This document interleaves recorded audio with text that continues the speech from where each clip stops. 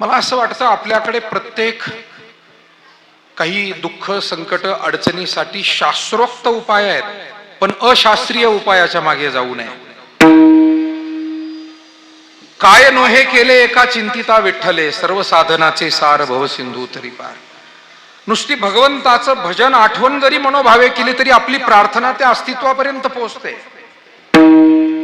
पण त्यासाठी जादूटोणा करावा, त्यासाठी अंधश्रद्धेचा आधार घ्यावा, हे मात्र किती घातक आहे.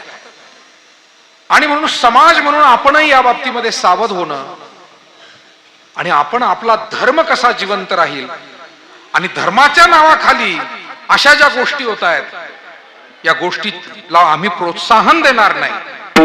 म्हणून पाया पडणं, आशीर्वाद घेणं, यज्ञ याग होम हवन पूजा अर्चा करणं ही आपली परंपरा आहे.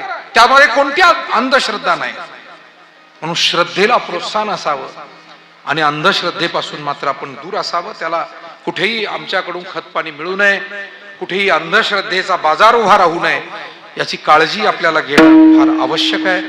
आणि येणाऱ्या काळामध्ये धर्म संस्कृती जिवंत ठेवायची, तर या धर्म संस्कृतीला जसं परकीय आक्रमणांचा धोका आहे, तसंच धर्माच्या नावाखाली अशा पद्धतीच्या चुकीच्या बुवाबाजी आणि या सगळ्या जादू टोण्याचा सुद्धा आपल्याला तितकाच धोका आहे. कारण शहाणी सुरती पिढी धर्मापासून दूर जाईल.